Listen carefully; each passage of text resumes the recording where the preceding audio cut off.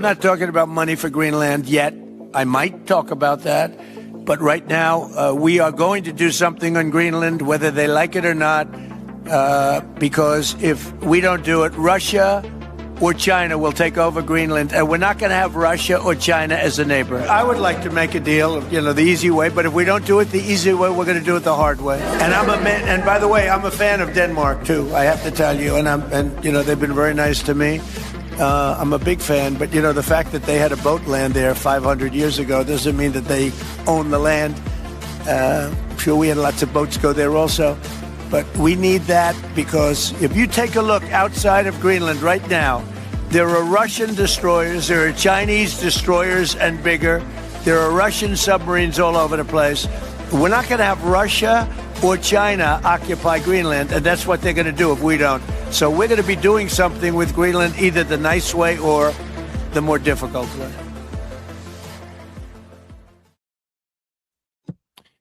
All right. Well, welcome everybody to today's very important live stream. My name is Cyrus Jansen. I'm going to be joined by two amazing guests in a little bit. I've got Alex from Reporterfy Media. I've got Carl Za, two YouTubers that you guys love and know. And, the interesting thing as we start this year is 2026 has gotten off to a start that I don't think anybody of us in the geopolitical world would have ever imagined. We woke up on January 3rd with news of Donald Trump illegally invading Venezuela, capturing their leader, now threatening to seize the oil. What's most interesting is that he wants to personally sell this oil, put it into his own private bank accounts, or I should say offshore bank accounts that are controlled only by him, the president. And now we are seeing an unprecedented situation, I would say really in the United States and European history. And that, of course, is Donald Trump threatening to actually attack another NATO country, which is just absolutely incredible. It's wild. It's something that I don't think even the most pessimistic Trump analyst would have imagined him doing in his presidency. But yet here we are. It's 2026, and we're off to a very, very interesting start. So as we get started on today's live stream, I'm going to bring in our other panelists here. We've got Alex from Reporterfy Media. Alex, welcome to the show, my friend. Thank you, Cyrus, for having me on this evening. Absolutely. And the one and only Carl Za. How are you, Carl? All right, Carl, I think your mic is muted, my friend. Let me make sure you can unmute that mic on your end. Here we go. There we go. How are you, Carl? I still don't hear him. Okay, Alex, I'm going to go to you while Carl sorts out his thing. So, Alex, I want to get your kind of an opening statement from you. You and I have been on many podcasts together. We do a lot of shows together, and I kind of, we haven't had a chance to actually speak one-on-one. So I'd like to get your initial thoughts on the last, let's call it the last week. With Venezuela, Greenland, and everything. Let me know what your initial thoughts are. Well, first of all, I mean, it is shocking even for Republicans to see this display going on in world diplomacy. For me, at one point in 2016, I actually felt that America was on the right track. They had got a business guy in there. He's not really attached too much to politics. Fast forward to 2026, and well, their dear leader, Donald Trump, is definitely into politics and definitely into invading and kidnapping leaders of countries on sovereign territory. Shocking. I've said to my wife about 5 times this weekend, what on earth is going on over there? And it's disturbing. And when you see that happen, it means that no one is safe anywhere in the world. And when this guy is saying, hey, this country's next, that country's next, I believe him now. Yeah. No, yeah, absolutely. Let's get in Carl's perspective here. Carl, how we get that microphone sorted out, buddy? Can you hear me now? There we go. Guys? He's back in the game. Okay. Carl, it's been a while since you and I have connected as well. I want to get your opening statements. What is your thoughts on these on this opening week of geopolitics here in 2026? Well, Trump knows what's good for television, being a reality TV show host that he really is. He is a master of distraction, creating maximum chaos, and to direct attention. Because one thing he really don't want people to think about is all those red-acted Epstein files. And he done a heck of a job to shift people's attention from the Epstein files to, from anywhere from Venezuela to Greenland. The list goes on, and he can keep going. He can keep going because he's the president of the United States. He does have a lot of power to do so. Right. And I think it really shows he doesn't really give a shit about the so-called U.S. national interest. It does not make sense for him to go after Greenland because U.S. already have military bases on Greenland. Greenland is part of Denmark, which is part of NATO, but he doesn't give a shit about any of that. It's all about his own personal stuff, which is he doesn't want people to think about Epstein files. So here we are. Yeah. Actually, I think both of you brought in two really good points, and I'm going to just elaborate on those a little bit. Alex, I go back to 2016 as well. I was living in Hong Kong at the time, and I remember that scene of Donald Trump going down the elevator is one of the famous scenes, where he really announced his presidency. And I have to admit, I was a very big Trump supporter in 2016, for the same reason you just said. Look, you have a great opportunity here. You are a celebrity TV show host, as Carl just pointed out. But the important thing is that you had the support of the people. And yes, you had an opportunity to do something different in American history because you were a guy that was not a politician and that actually could say, look, we're going to make really good decisions that are going to benefit the people. We're going to improve our government for once. So it was really like a once in a lifetime shot. And if you actually look back at the clips from 2016, there's a lot of rational, good things that Trump said that's interesting enough is the complete 180 of what he's doing right now. We are not in the business of nation building. We have all of these useless politicians start these wars. The military industrial complex is, corrupt. We can't be enriching these greedy people. And then literally we're doing the 180 right now, so Trump has made an extreme pivot from that 2016, and I think it's a very big wake up call. You had mentioned, Alex, as well, even just the Republicans, a lot of Republicans are struggling to understand what is Donald Trump doing. And I want to bring in a little bit of a perspective from America. I am in the United States right now, and, just kind of what some of the things that I have heard, because you have an amazing thing happening in the United States where Donald Trump has an ability to really capture the attention and the focus of half of the country. And so half of the country, very scaringly, they don't have any ability to rationally think about things, and they just will listen to Donald Trump no matter what happens. And so, there's it's very common to hear this in America where people say, Donald Trump could literally go out on Fifth Avenue and, pull a gun and, make somebody go away. Can't say that K word online, but he would be fine, right? Because he's just that popular and he has that much power, right? And so, this is the interesting thing where I've heard guys say like, well, if we look at Greenland, actually, if you look at the tectonic plates, it's geographically, it's actually in America. So that technically is ours. And I'm like, oh, interesting point, because Hawaii is actually on the tectonic plates, actually in the Pacific. So, are we going to start playing this game where now we're going off of tectonic plates? Like, when in your life have you ever referenced a tectonic plate? Until now, you're just like, technically Greenland's in America. You know what? It should be ours. I'm like, no, it's not ours. We can't just say that. And if you remember the intro that we played, it was just so crazy. And it's like, what do you mean? They landed a boat there 500 years ago and they think that they get to have that? And it's like, Donald, I think there's a whole group of Native Americans that would like to sit down and have a chat with you about that. So it's become a parody here in the United States because it's just incredible how deranged so many of the comments are. But then you realize, hold on a second. This is the most powerful man in the world, commanding the United States. And this is downright scary. And I think a lot of people, this MAGA crowd, they just have lost all ability to actually make rational analysis right now. And it's extremely scary. I would. I don't think. I know there's like a cult of personality around Trump, but I'm not sure if that's half the country anymore. Because one of the reason Trump is creating all these crazy distraction is because he is facing real possibility of the MAGA movement is being fractured right now. Right. Because there's a question about Epstein files, that's a big thing, and then there's his connection to Israel.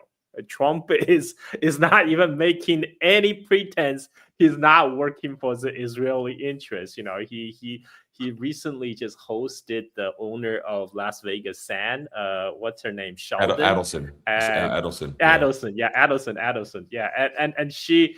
And the guy, he makes no pretense that he's working for the best interest of Israel. So I mean, there are people who originally got swept up by the Trump's popularity, and they thought Trump was really going to make a change by being not part of the establishment. But now they're disappointed because now they realize Trump is really not different from previous presidents. I mean, the fact that he came to power promising non-intervention. If we actually look at the promises of all the presidential candidates going all the way back to George W. Bush, all of them promised non-interventionist foreign policy. George W. Bush, who's after him? Obama, Biden, Trump, they're all the same. They all came to power promising they're going to focus on America, and it ends up being the same thing again. And I think people are finally catching up that Trump is no different.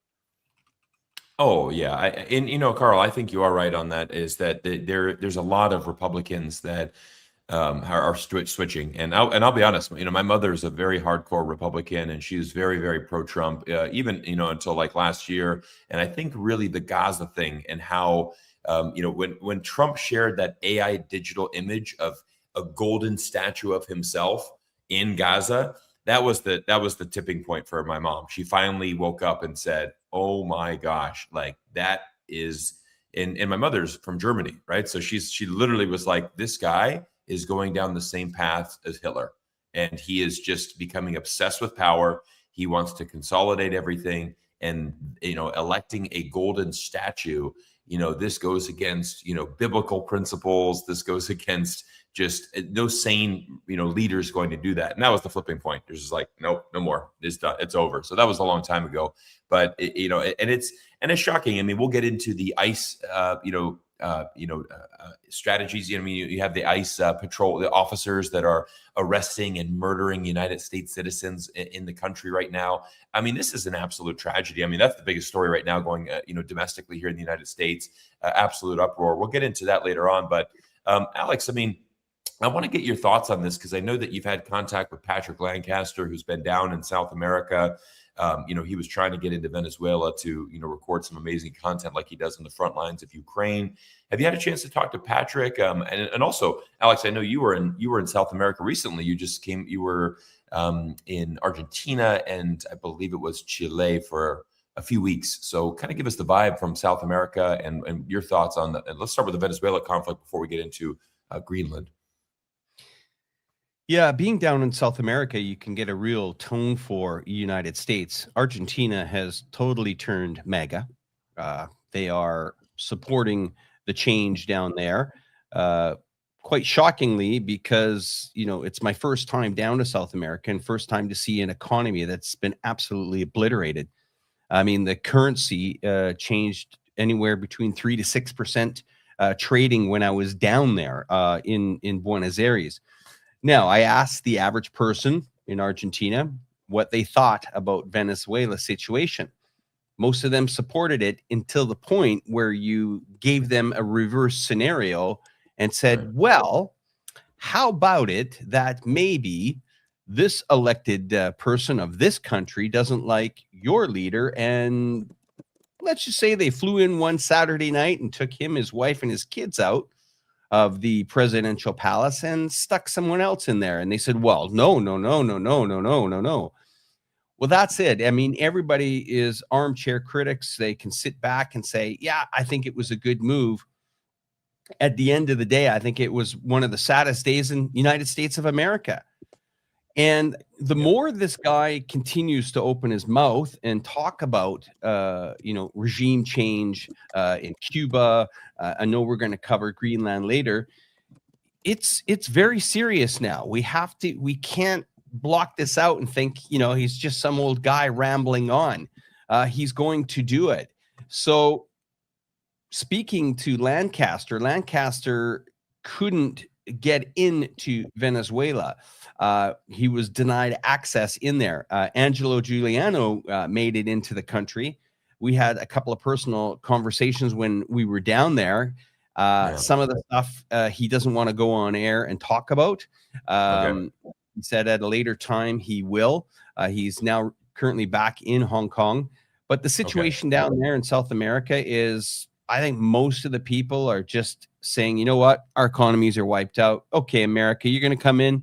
You want to babysit us for the next little while? Okay, show us the money. Well, and we have to remember, there's a reason why Argentina is very pro MAGA, is because they got a $40 billion bailout.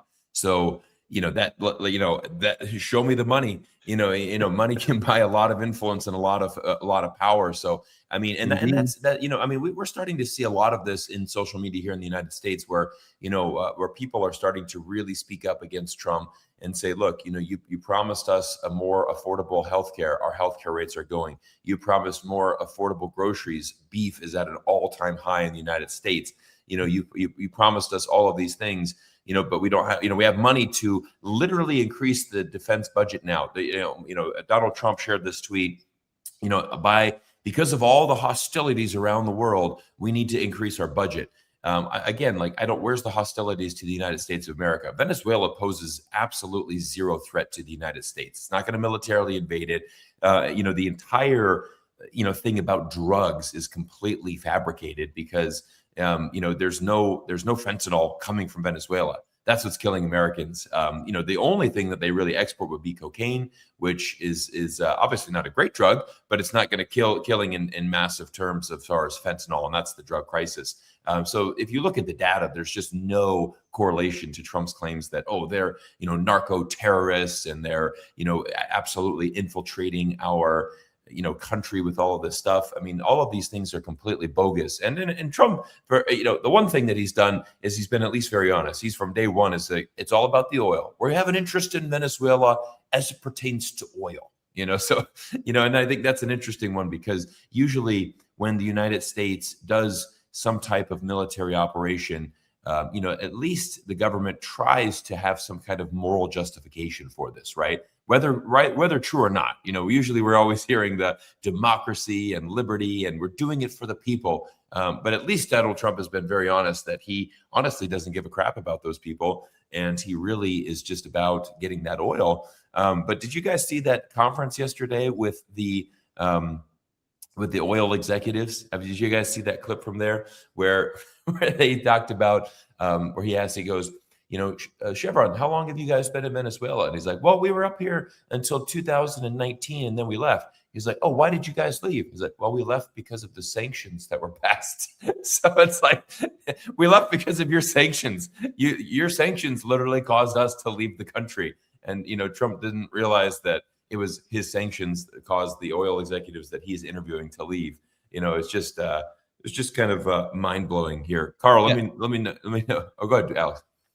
Yeah, just want to add to that, Carl, just one moment, just to add to Cyrus's conversation where he was talking about the oil executives. They did the math. Venezuela is not economically viable. It will cost over $80 a barrel to get that to market. I mean, oil's trading at 60. A person with a calculator and 10 seconds can figure it out. It doesn't work. The math doesn't work. So for all those dreamers out there that think that, we're going to take 300 billion barrels of oil and there's going to be palm trees and casinos in Caracas and everybody's going to make money, you've been sold one of the greatest lies I've seen in history, and that is there's nothing there for America. They removed a leader. Diplomatically, it's a goddamn nightmare, and I got a lot more to share. Go ahead, Carl. Sorry. Exactly. I was just going to point out the amount of investment they will have to put into Venezuela to bring the oil production back to 3 million barrels. It's $186 billion over the time span of 16 years. That's like 16 years. That's like 4 U.S. presidency, right? I mean, no oil major executive is going to say, oh, let's put all this money in Venezuela because we will definitely reap the benefits 16 years down the road, because they honestly don't know what's going to happen once Trump is out of the office. It only makes sense if you can recoup your investment within 3 years. If the time horizon goes beyond 3 years, you're facing a lot of political uncertainty. And the one thing that business really hate is uncertainty. And it just does not make sense. Like Alex already pointed out, currently the oil price is actually at historical low level. And so the Venezuelan heavy crude requires a lot of processing, and it just does not make sense. And this is all in this is all like Trump's brain fart. Oh, well, not only that, I mean, let's go back to the biggest story in 2025, which was, of course, the tariff war. And, this, Carl, you've hit the nail on the head, Alex as well, as far as, the investments that are going to go. Well, let's just kind of do some math on here, right? So you're saying it's $186 billion to rebuild that industry to a point where they could actually produce oil and start exporting. Okay, well, we know, for example, that when infrastructure is being built in America, those budgets never work. It's always over budget because the timeline increases, right? $186 billion today, you're not going to have that kind of money you're not going to secure that price for 16 years. The only way that you could do that would be if you're China, who can actually build, for example, the world's tallest bridge in the span of, what was it, like 8 or 9 months. So they were able to do a project. I believe it's somewhere between $300 to $400 million.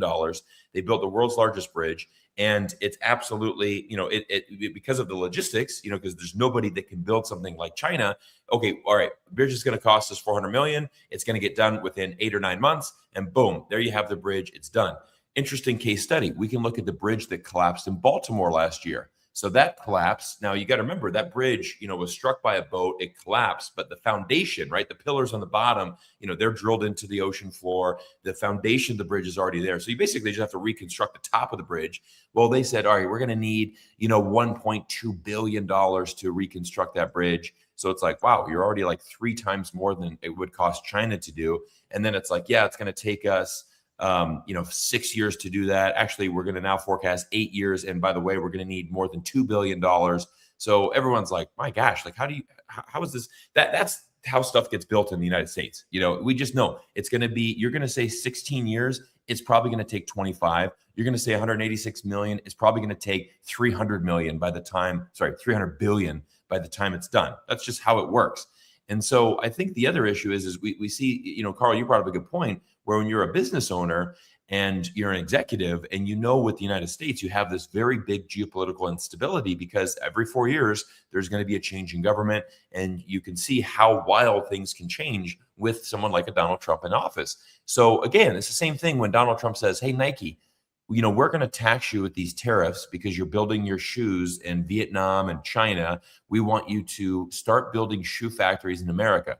Okay. So, I mean, if you're a Nike executive, if the 3 of us are on the executive board of Nike and we're having a meeting and we're thinking, all right, guys, what do we want to do? Do we want to invest a few $1 billion building multiple new factories in the United States? It's probably going to take us 12 months just to get the permitting in order to, find the locations, get the plans built, get the environmental, checklist done, get all of the steps needed to break ground is probably going to take us 12 to 18 months to do that. Then you're like, wait, do I really want to do this? Because as soon as Donald Trump's out, these tariffs are going away. This war is not going to happen. And so that's the same thing, like you said, Carl, is the instability. And this is the number one thing that business leaders want, right? And that's where we saw a lot of companies, they said last year, look, we can't give guidance for quarter 3, quarter 4. We can't give you an earnings preview because we don't know what's going to happen, right? Our tariffs could be 20%, they could be 70%, they could be 0.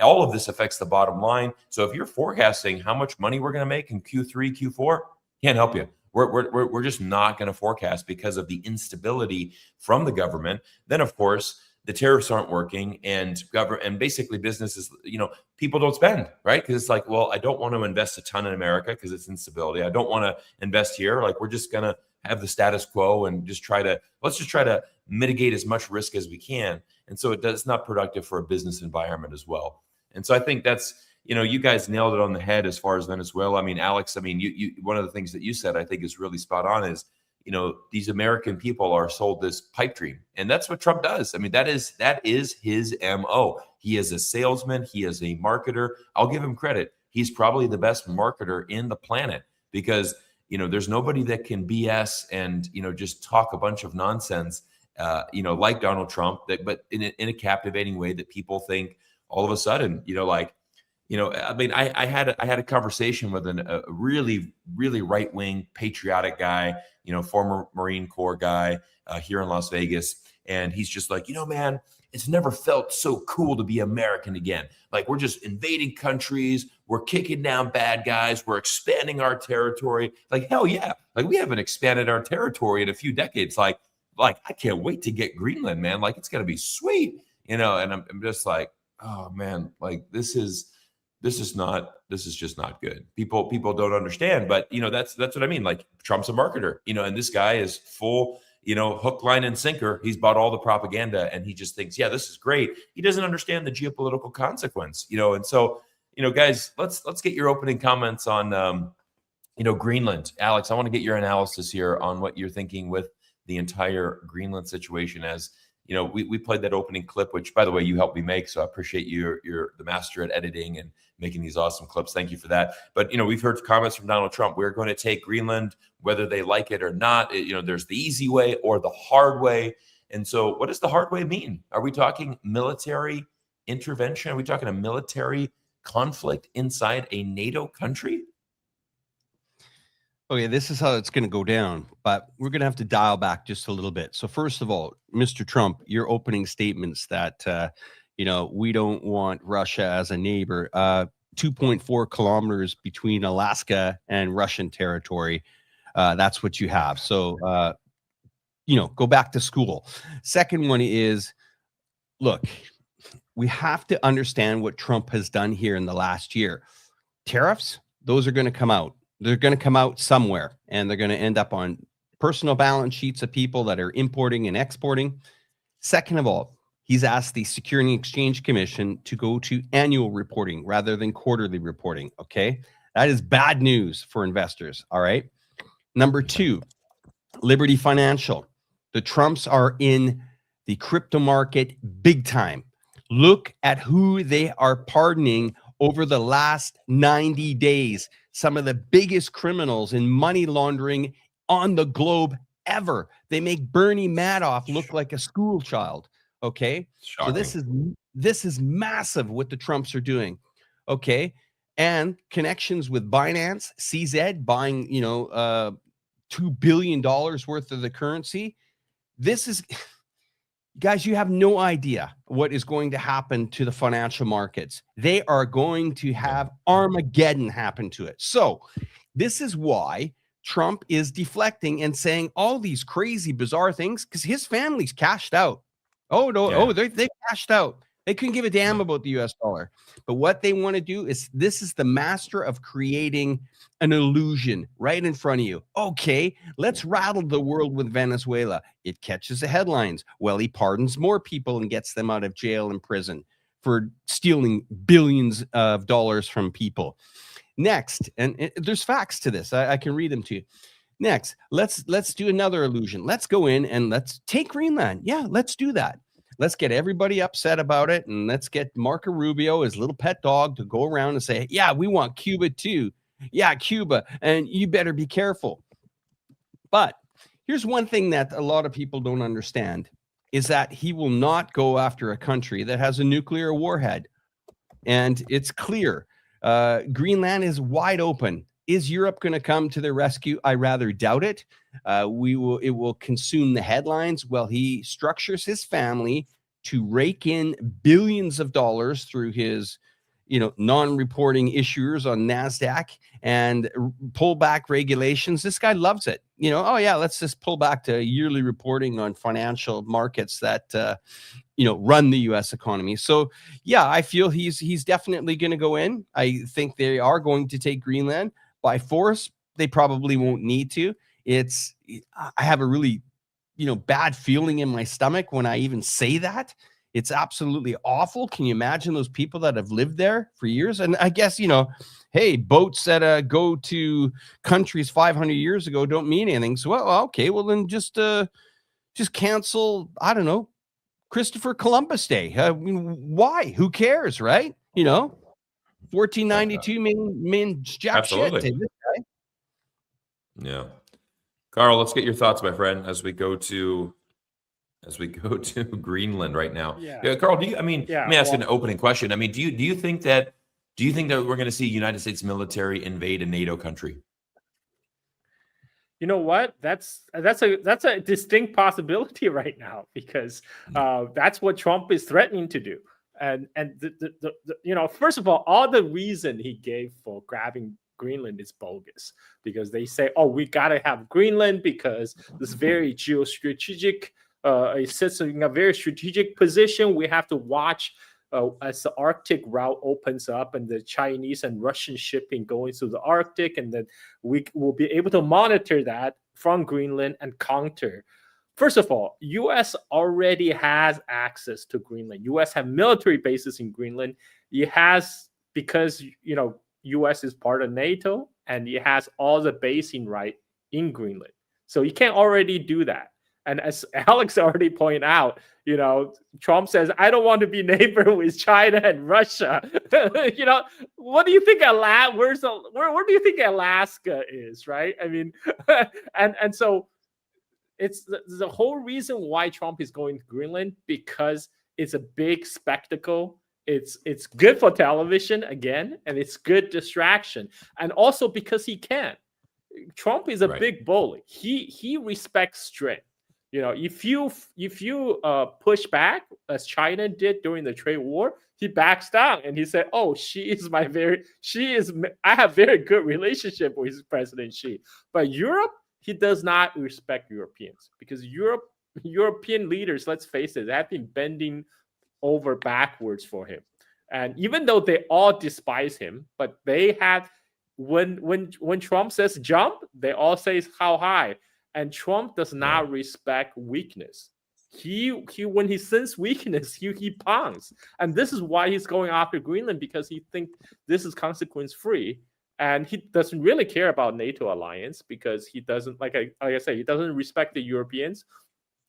But this will have serious consequences. First of all, Greenland is part of a NATO country, and what happens when you invade a NATO country when you are part of a NATO country? It makes the whole, the Article 5 completely irrelevant.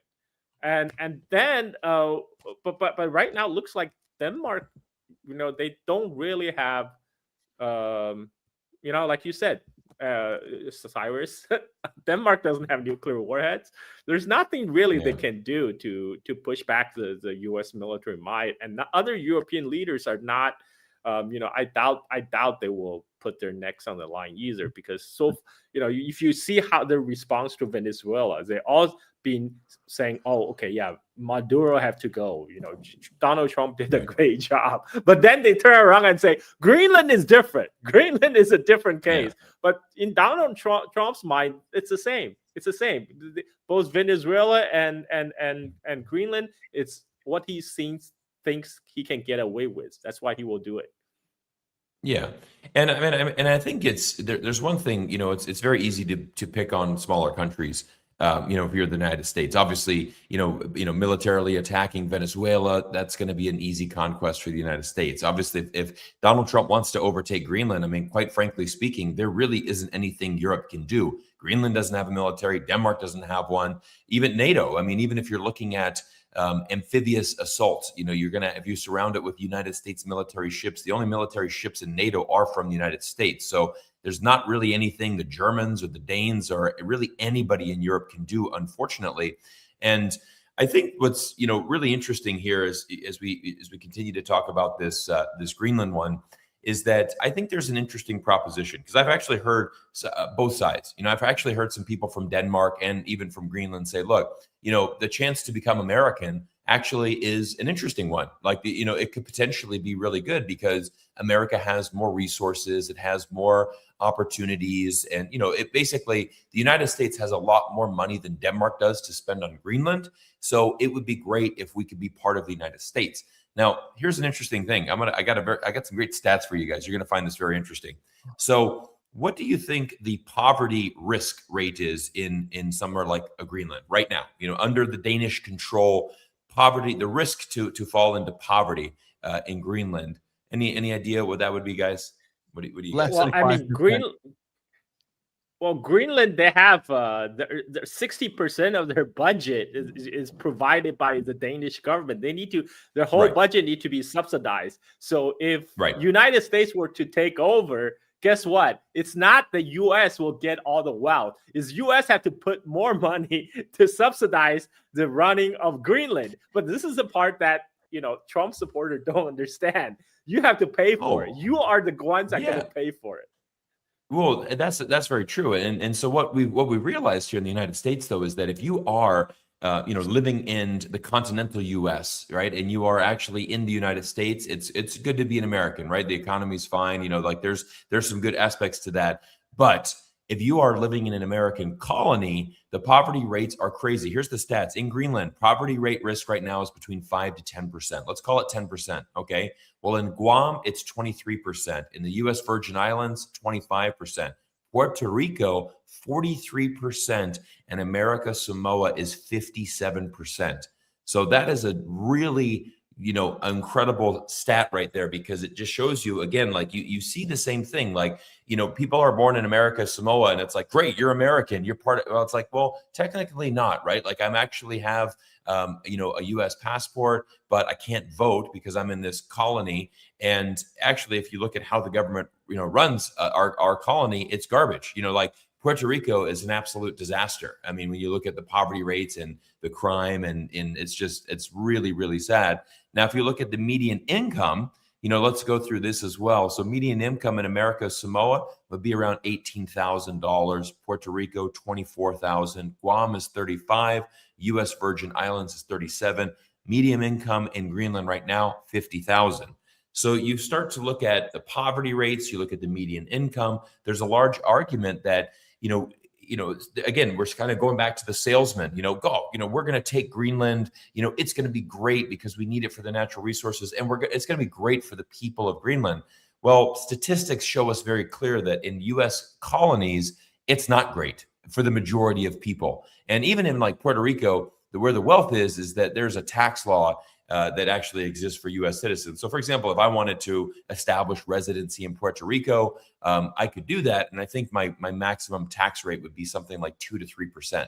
It's really, really low. So you actually have a lot of wealthy people going to Puerto Rico. For example, I think Logan Paul, very famous YouTuber that's a boxer. I mean, he's making hundreds of millions of dollars.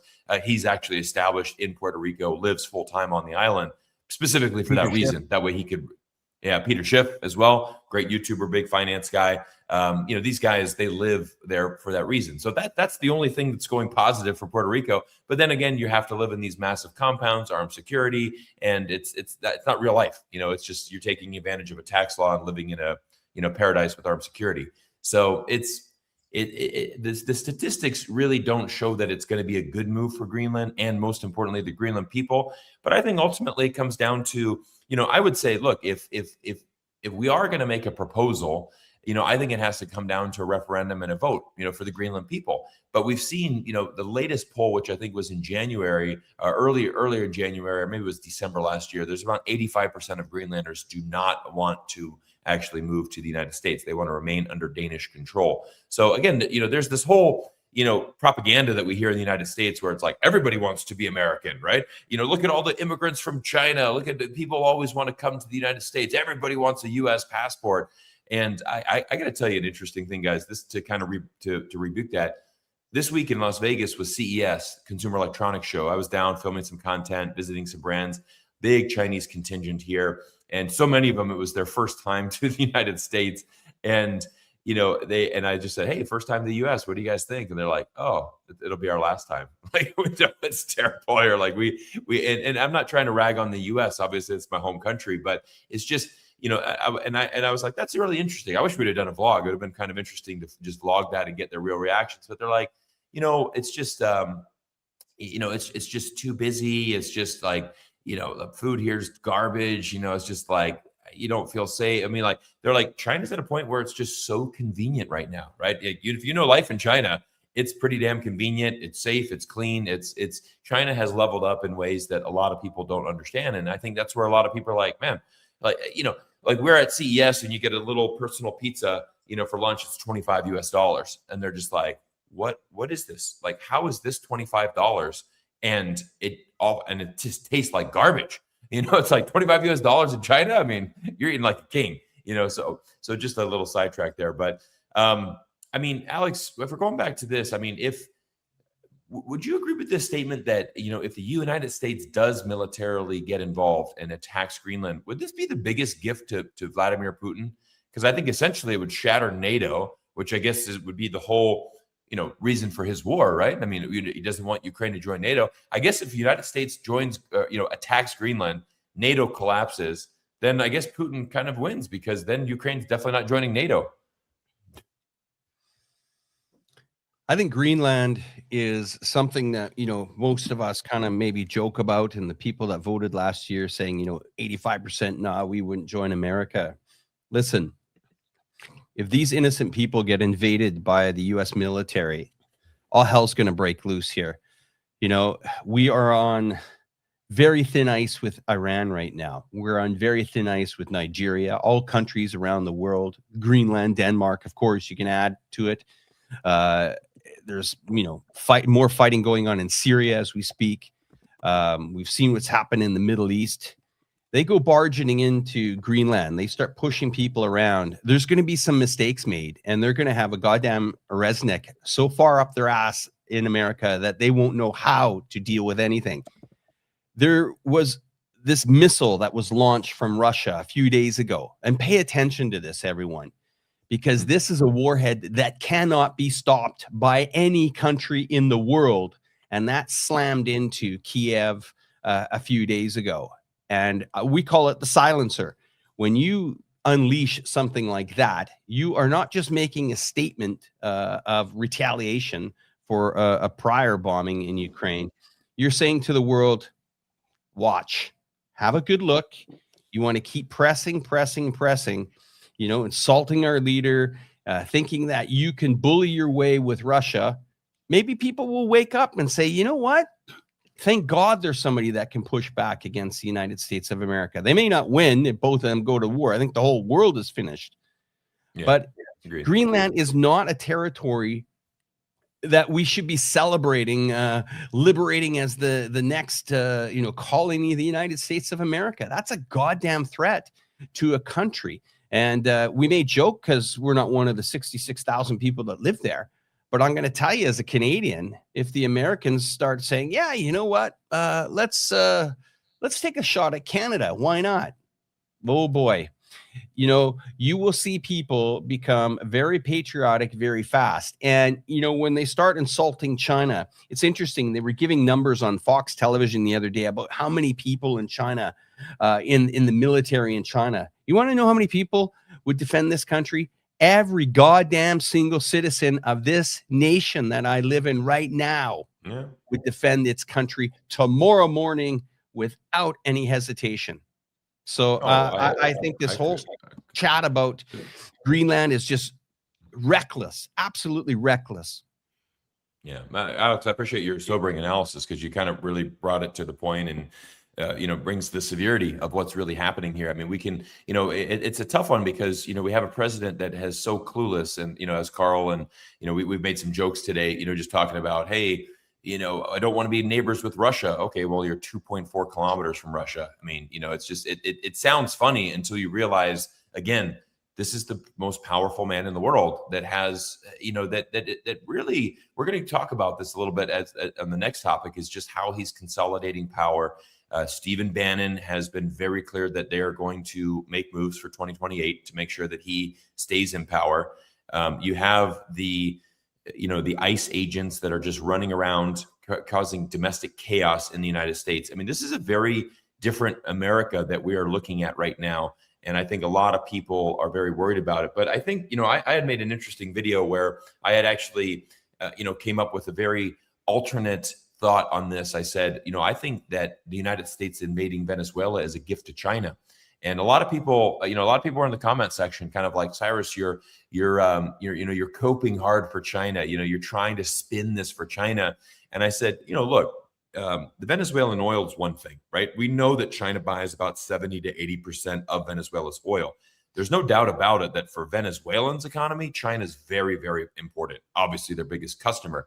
But if you look at the data on the flip side, right, China, Venezuelan oil accounts for about 2 to 3% of China's oil. Very, very little. So, that's a minor hiccup. It's not going to, the whole propaganda coming out right now is that, oh, man, we have seized Venezuelan oil because it immediately shuts down China. How is China going to, turn on the lights in the country without Venezuelan oil? That was what Glenn Beck literally said, who is the founder of the Blaze, conservative media network.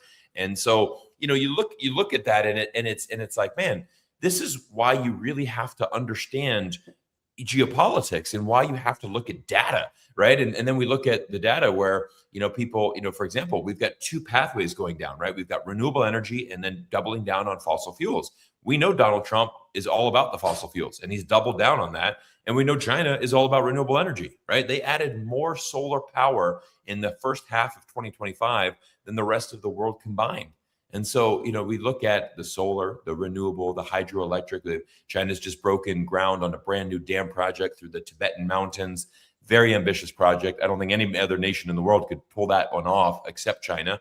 And it's going to generate more electricity than the United Kingdom combined, in 1 year, like the one dam project. So I do think that this is an advantage for China in the sense that, yes, there's going to be some little bit of chaos. I mean, you're still losing 2 to 3% of your oil. Obviously, China is very used to buying Venezuelan oil. So they're going to reroute. They're going to have to change things up. That's why they've been doubling down on renewable energy. But I think that we're approaching a time right now where there is a lot of people becoming very nationalistic, I guess, or patriotic would be the right word. Carl, what are your thoughts on if Donald Trump actually decides to pull the trigger and use the military in a NATO country? Yeah, the NATO will collapse. The whole edifice of NATO. One country gets invaded, all will come pitch in. That will not work if the U.S. doing the invading, as you point out. U.S. it makes up the bulk of NATO, and that will be the end of the NATO project and end of the transatlantic. The whole European elite have bet their base their decision making process for the last 50 years. All that will just go up in smoke. And you brought a good point about the Venezuelan oil and how it will affect China. Yes, Venezuelan oil only makes up 4% of China's energy import, and oil is a fungible commodity. If China can't buy it from Venezuela, just buy it from elsewhere. And today, the oil prices sit at historical low levels. And China has been taking advantage of the low oil price over the past year to build up their strategic stockpile. Currently they have about 18 months of of what they need in their strategic oil supply. So China is not going to run out of oil anytime soon. And at the same time, as you pointed out, they have been steadily reducing their dependence on hydrocarbons. This is a whole point beside China's electrification project. This is why they're building high-speed rails all across the country, because all those high-speed rail are running on electricity, and electricity can be generated via other means, whether solar, wind, nuclear, coal, and every year China's import of hydrocarbon is steadily is not rising anymore. It's holding steady, and in the future we can see that will possibly go down. So China is okay. I mean, China is obviously not happy, because China did have $60 billion investing in Venezuela, and out of which 12 billion haven't been paid back yet. But China do have options. And what it really shows to the other nations is how crazy United States is. This is why Canadian Prime Minister is going to China. With U.S. taking Greenland, you actually make Canada feel very uneasy, because if U.S. were to take Greenland, all of Canada will be boxed in from all sides by administration who have declared they want Canada to be next. Trump made that statement multiple times, and that will, I think it's a ramification of U.S. taking Greenland that will be more impactful, because Canada is U.S.'s largest trading partner right now. And right now they are actively trying to pivot away from that relationship, because they see how crazy Donald Trump has become. And this is why the Canadian Prime Minister is going to China, because they want to anchor the Sino-Canadian relationship right now, because so they can have more trade going to China, and China can easily replace the hydrocarbons from Venezuela from Canada. Canada is another oil producing country. And people have to remember, United States, the whole of Latin America, their economy is actually more complementary with China than with US, because US is an oil producer. US is an oil exporter. United States export oil. And what Latin America, a lot of the Latin America countries they're commodity producers, and China is one of the largest commodity consumer. And so this is why, by the nature of the complementary economy, this is why there are a lot of Chinese investment in those countries. And this is why Donald Trump is kind of fighting, he's fighting against a windmill, because United States is not offering alternatives. Instead of investment, all they can offer is military interventions, regime change, and bombings. I mean, people given the choice, they would still rather do business with China, which does not come with these, military threats. Yeah, Carl and Alex, you both said something I want to touch on that's really important. First of all, Alex, you had mentioned, as a patriotic Canadian yourself, the attitude in Canada. And I got to be honest, I think many of you know that I lived in Vancouver for 5 years. I became a naturalized Canadian citizen. I hold 3 passports, actually. I'm a German citizen as well. So a very interesting perspective, because I'm part of the EU, obviously born in the United States, but also gained Canadian citizenship. So, and one of the things that really drives me nuts as a German citizen and as a Canadian citizen as well is that I think every country has to stand up for themselves and do what's in the best interest. Carl, you put out a great point, is that the European leaders for the last decade have been so weak in their leadership and essentially just been the lapdog of the United States. And that puts them in a weak position, because now when Donald Trump is actually saying, look, we're going to take Greenland and we're going to do it the nice way or the hard way. And are you going to rule out military force, Mr. President? No, we're not going to rule out military force. We could potentially use the military in Greenland as well, which could cause NATO to collapse, because like you had pointed out, it's the Article 5. How can you have one, if one NATO member is attacked, everyone needs to come to the rescue. But where's the article that says when a NATO member attacks itself? I don't know if there's an article for that in NATO. So again, it just really compromises the entire organization. But again, we've seen this weak leadership, and this is something that's crazy. Carl, I'm glad that you pointed this out. Mark Carney, the Prime Minister of Canada, is going to make an official visit to China next week to meet with Xi Jinping. He actually declared that with a specific goal, it is to reduce Canada's economic reliance on the United States.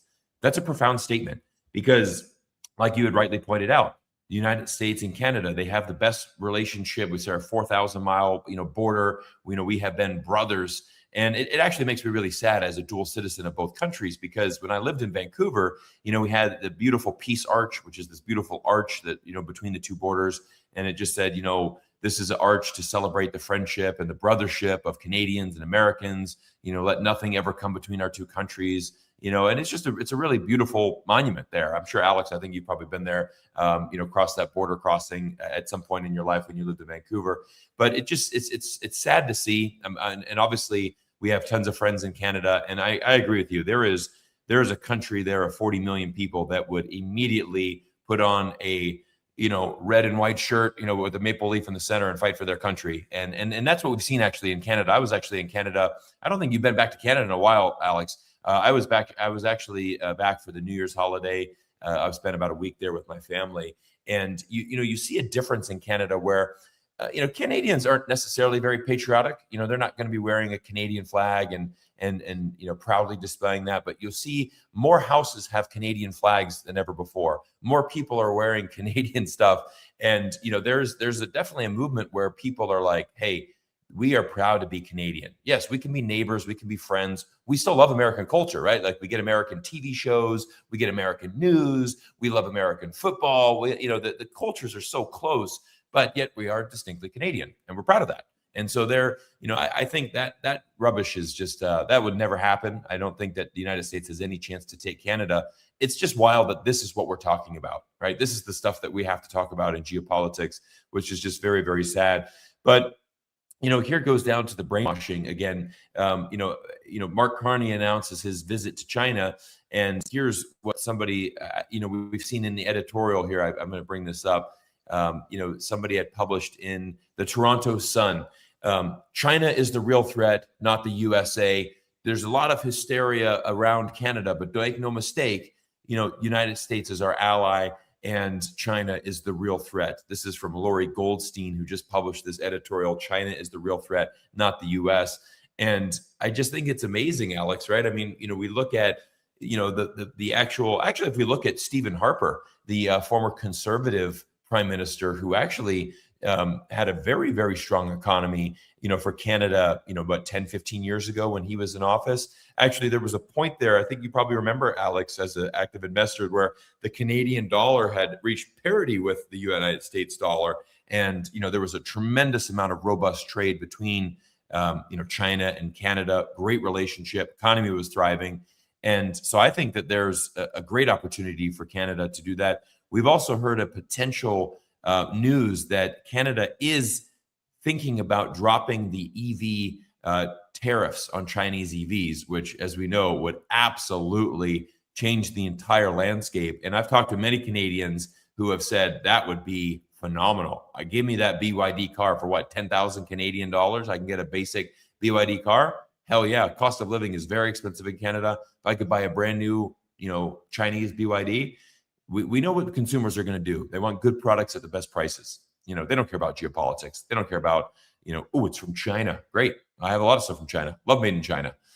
So I just think that there's a great opportunity here, for people to understand what's happening. And like I said, I mean, that meeting between Carney and Xi Jinping that's happening this week, that would have not happened if it was not for Donald Trump, the tariff war, the military threats, the decline of NATO, the geopolitical instability that we have seen here in 2026 to start the year.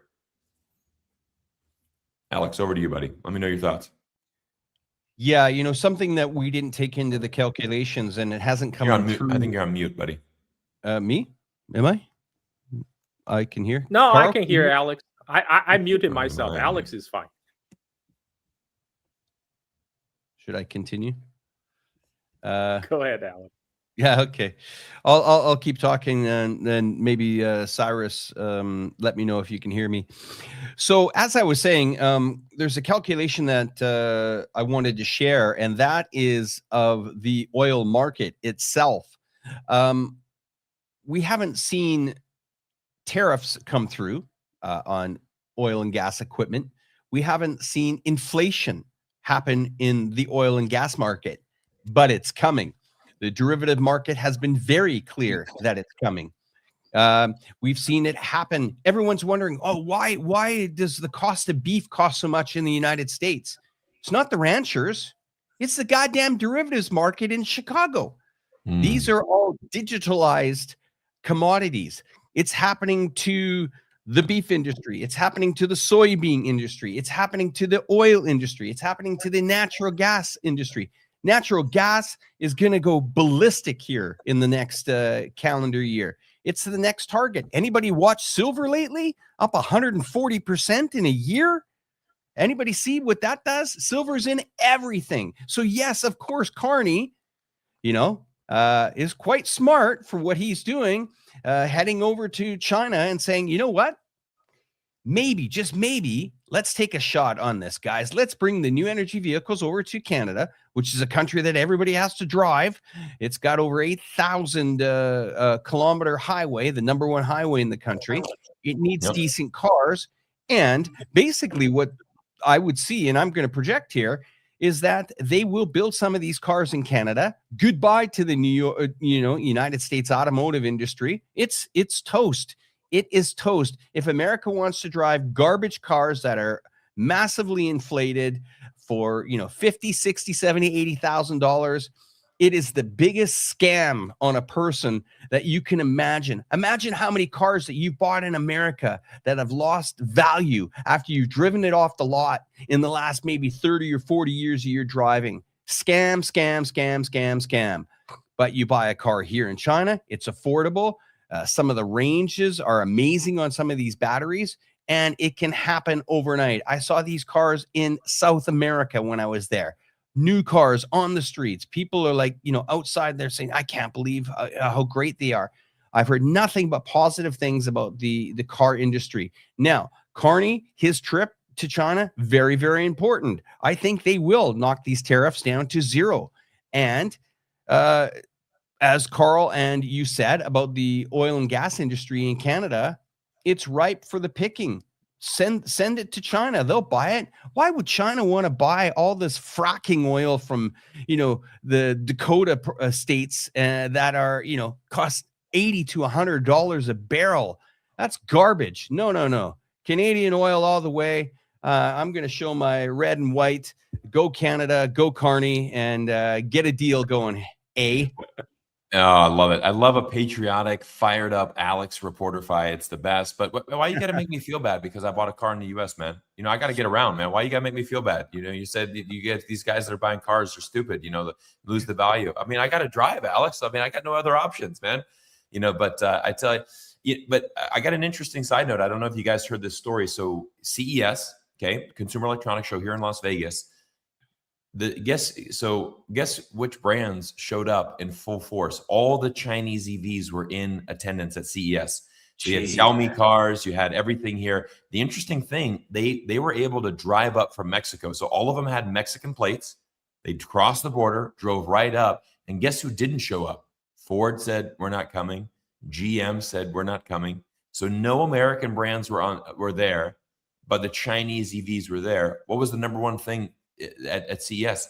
Everybody involved in the Chinese EVs. Everybody wanted to take a peek at what there are. And I mean, again, all of us have talked about this, but when you have the Ford CEO who went to Shanghai, said, man, I want to go drive this car, I think he bought a Xiaomi car, and had it flown back to Detroit. He's like, yeah, I personally drive it around Detroit now.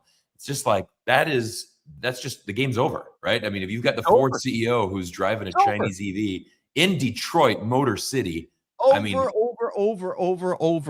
It's over. So I'm gonna highlight that in an upcoming video that I filmed about CES. But basically, just talking about the fact that that was the major storyline, these Chinese EVs, and they were able to drive over that border. There's a good follow on Twitter, actually, Michael Dunn. He has like a Dunn Auto Insights. He's very, very big on the Chinese auto space. He's kind of like the #1 insider into Chinese auto, but he had shared a lot of really interesting tweets. So if you're interested in kind of learning more about Chinese EVs and certainly what was happening last week in Las Vegas, he had some really cool insights that will help you understand that. But guys, as we're kind of rounding out this live stream, I want to talk a little bit about I want to get your guys' opinion on what we're seeing in the United States as far as domestically. I think this is a really big story. And the thing is I think that we are looking at Donald Trump really trying to consolidate power. It goes back to what Carl said at the beginning, the Epstein files. This is a major, major problem for Donald Trump. I think he is desperate. I think he is trying everything he can to actually, block, distraction, the art of distraction, the art of trying to deflect, to basically make sure that people aren't paying attention to this. And we've actually seen this. We've seen Donald Trump say, if we don't win the midterms, I'm going to get impeached. They will find a reason to impeach me. I'm going to get impeached. Stephen Bannon said, look, if we don't win the midterms, I'm going to jail. There's just no way around it. I'm definitely going to go to jail. I think this is a very glaring red flag. I mean, if you are worried about losing the midterms because you will go to jail, well, then no doubt you've been doing some pretty bad stuff that probably justifies you going to jail. And yes, I think the same with Donald Trump. You've done some stuff that no doubt you damn well should be impeached for. And so I think what we're seeing here is we're seeing a very classic thing that we've seen in world history, where leaders are trying to consolidate power. He is trying to distract. And honestly, I don't see Trump any different than, any other dictator or any other world leader who wants to consolidate power. That's just the simple thing. But, Alex, I got to be honest with you, the images of these ICE agents, going into places like Walmart and Target, literally taking out United States citizens.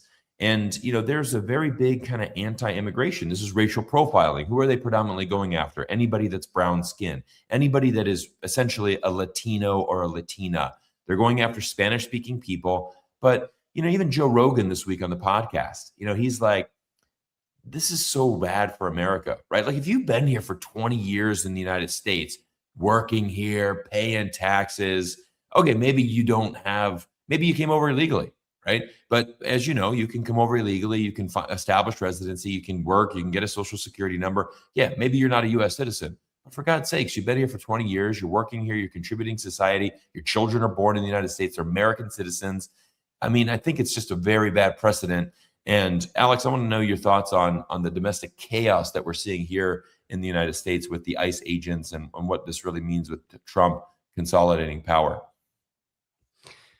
Sometimes when I do these live streams and talk with you, Cyrus, sometimes I think some of the topics we talk about are not real. They're almost fake, but this is real.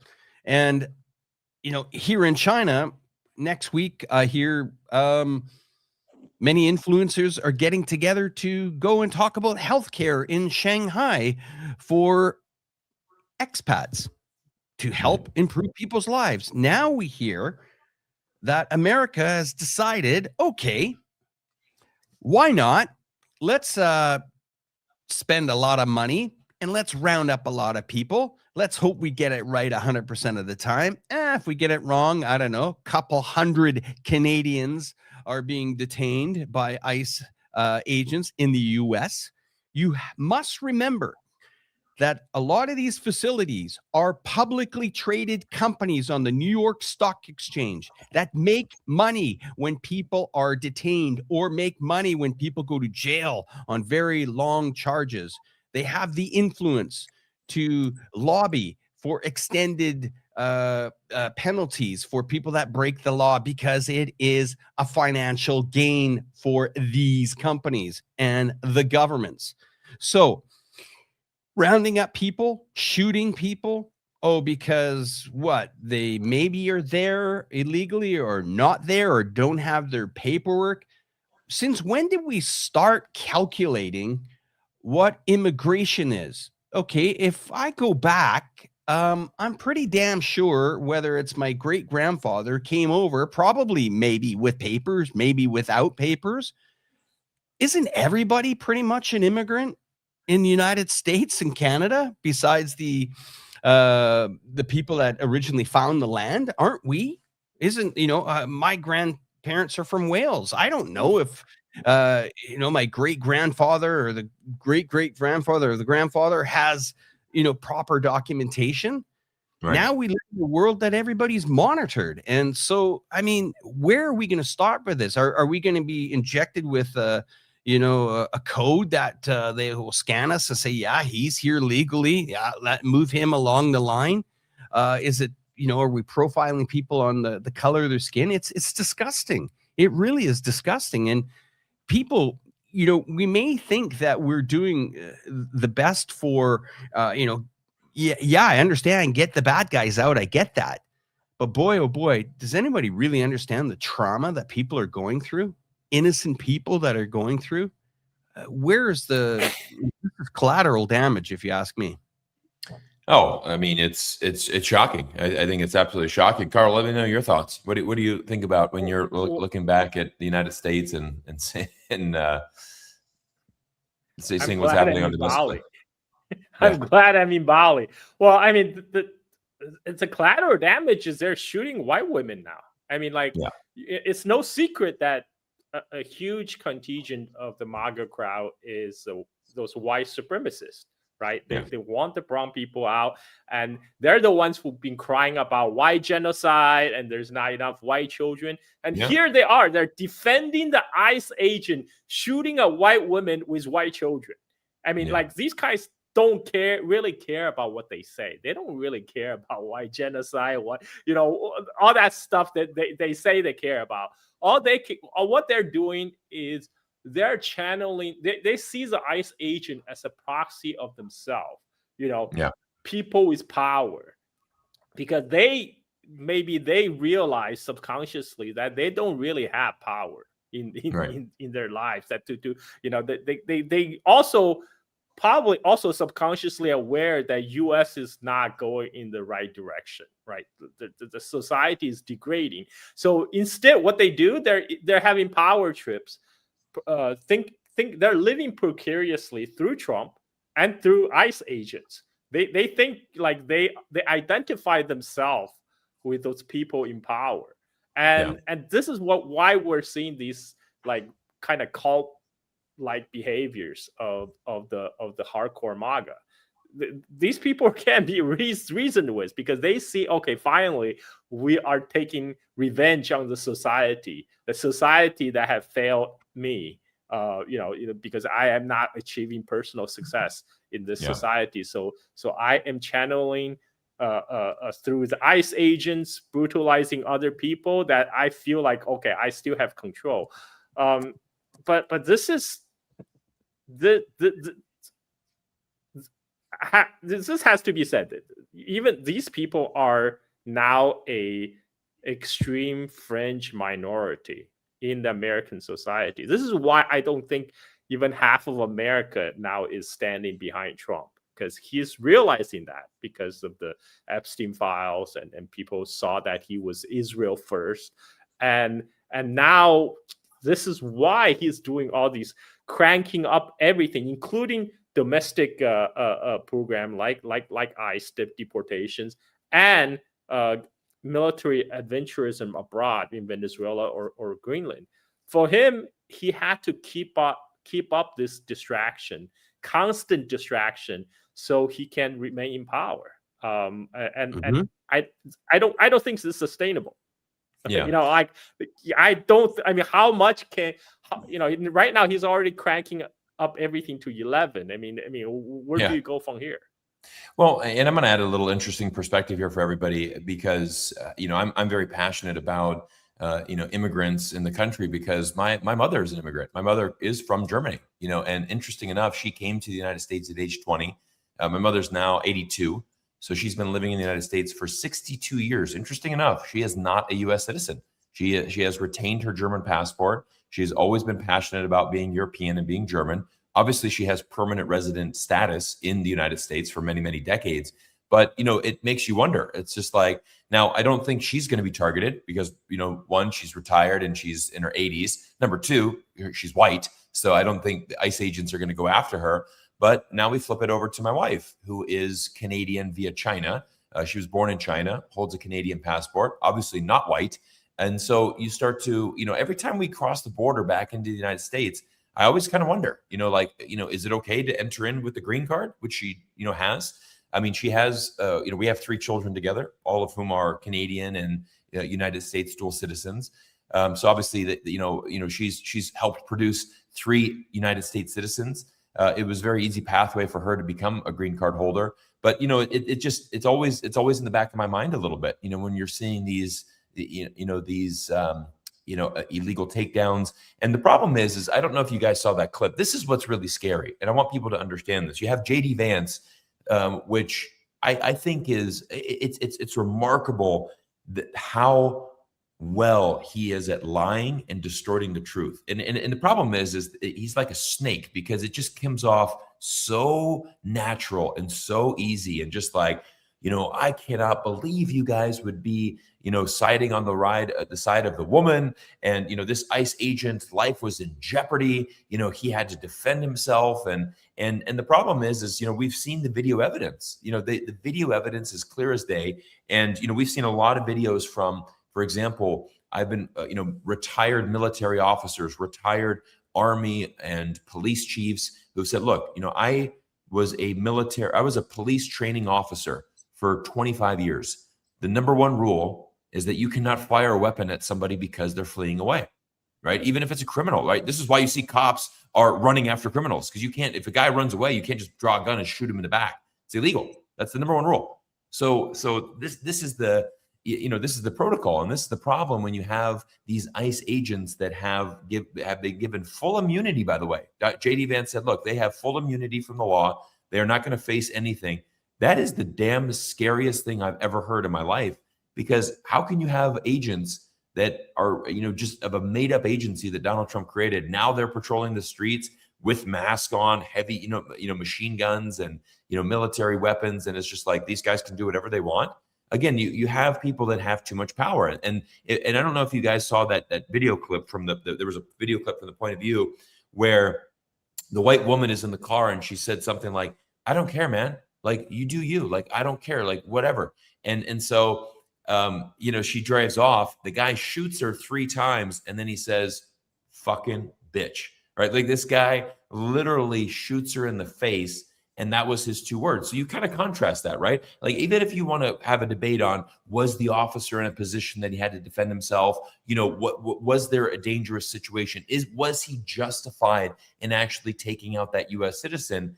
And then all of a sudden you look at the exchange, and her response is, I don't care, man. Like, you do whatever. Like, I'm just going to get on with my day. And then after he shot her, in the face, that's the 2 words that he muttered. So look at just by that interaction there, you can tell who is right, who is wrong, what's happening inside this country.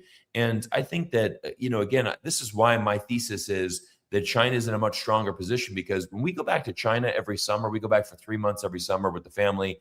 And it's a breath of fresh air, because it's like you have a society that is united. You have a society that is, moving together in the same page. And I'm not trying to say that China doesn't have its economic problems. We know that the Chinese economy is not the same as it was back in 2007, 2008, when I first went there, and it's growing by 14% a year. Everything's booming. Everybody's, loving it. There's challenges. But I would say that the United States economy is having extreme challenges as well. And there's a lot of people that are very frustrated. And I think that's where, we're seeing a lot of frustration with the American people, where it's like, how is attacking Greenland in my best interest? How is starting a war in Venezuela in my best interest? And, I'm very happy that we can come on a stream together, and chat about this, guys, because we need more people to understand what's going on. We need more dialogue, and we need more voices that are going to passionately talk about the reality of what's happening. But I am much more worried about the United States in the short and long term, rather than I am with China. China is going to be able to figure their stuff out. they're a much more peaceful society, a much more united society. Whereas we know the craziest risk in the world right now is the United States government, because it has been, it is under rule from a guy that does not want to give up power, who has said that he will come out and, we have channels for running for 2028. No, you don't. The Constitution says very clearly you have no channels. There is no thing unless there's a referendum of the Constitution. That's the only way that would happen. And by the way, I think you need like 68, over 67% approval. You need 2/3 approval, which is damn well not going to happen.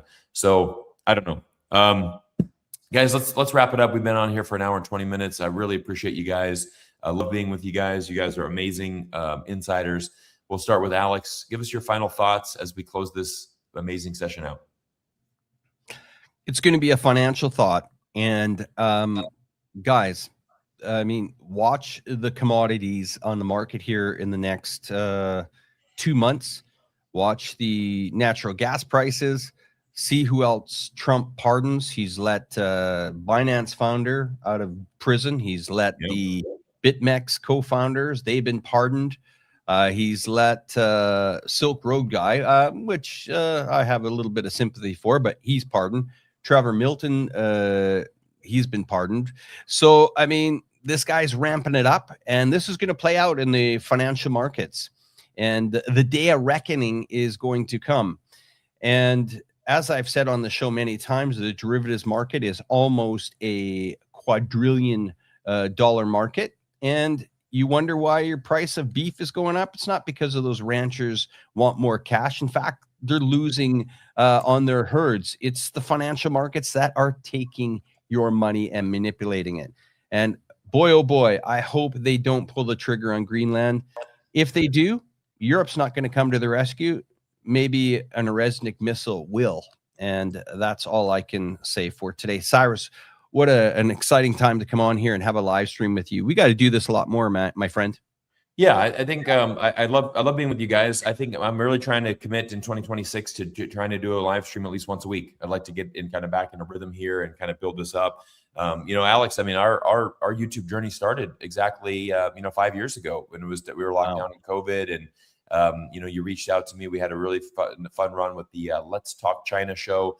That was I remember when I was invited by you to your show, I had something like 2,000 subscribers. It was very early. We're almost at 1 million now, my friend. We're getting close. We're going to keep pressing forward to that goal. But, Carl, I love having you on here as well. You always bring a great perspective, my friend. And I'm really looking forward to having more live streams with you as well.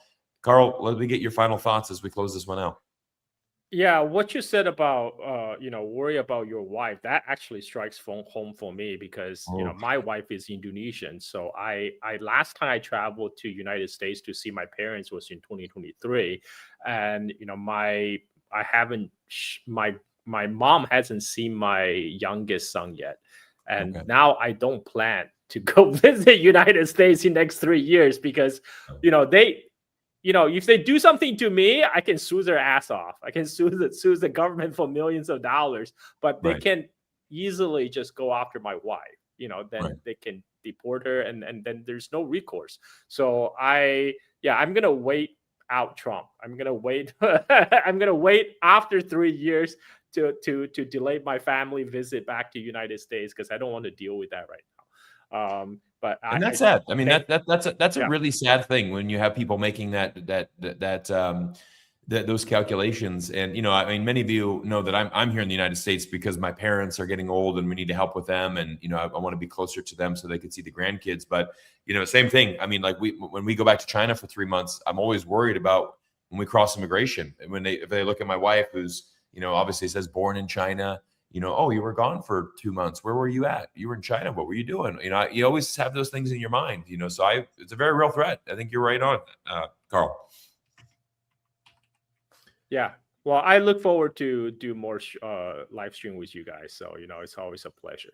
Fantastic, Carl. Thank you so much. Well, everybody, I'm going to end it just saying, let's keep our eyes and ears open, for the future on what's going to happen. We know that I do think that 2026 is going to be probably one of the most unstable, just completely crazy years in the world of geopolitics. We do have Donald Trump that is really proving to be a very wild and chaotic leader who is going to take substantial risks that really could potentially compromise our entire international, rules-based order. I mean, we do have to admit that this rules-based order, has kept us away from a world war since World War II. It's been the system that has allowed us peace and prosperity around the world for the last 80 years.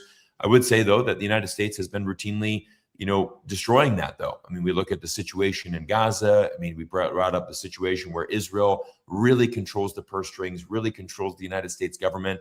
And so when you allow things like a genocide to happen, you actually actively fund a genocide, and you don't really give a damn about these people. And then you're starting to infiltrate into other countries. I mean, there's no secret that after World War II, the United States has led over 50 regime change operations. And by far, the vast majority of them, the people are worse off than than what's happened before. And I think that's a very interesting one. I did a live stream last week with a man from Venezuela, and he was very quick to point out. He said, "Look, a lot of people are thinking, hey, we got rid of Maduro. This is awesome for the world. It's awesome for the people of Venezuela." Nothing changed in Venezuela. The Maduro regime is still in power. His vice president immediately sworn in. Literally, there is not a single thing that has changed for the Venezuelan people other than the fact that they've gotten rid of Maduro and just replaced him with his vice president. So this whole idea that, oh, wow, this is such a great win for the Venezuelan people. Not really. Basically, nothing has changed at all. And so the only thing is, and what you're going to see is, we know damn well, we've made this very clear, that the United States is only after the oil. They only want a financial transaction. It's not about liberty. It's not about democracy. We don't care about the Venezuelan people. We're in the money business. And that's why I like bringing Alex in, because you always bring in the markets, the derivatives. I mean, Alex, you and I have been talking about precious metals over the last year, frequently. And there's a reason why gold's up 165%. I've had some people in the chat saying, look, I've been making a killer on silver. Yeah, look at what's happened in the silver market. All of this goes back to geopolitics, but we're going to end it there. I'm going to play our closing video here with some nice skylines of Shanghai, again, courtesy of Alex, who made this. So, guys, we'll do more live streams, more chats. Thank you, everybody, for an amazing show. Thanks for being here. I think we were up to about 1,900 people here on the stream tonight. So thank you all for giving us your time. And I look forward to seeing you all, including Alex and Carl, in a future live stream to you guys. Thank you, guys. Thanks, guys.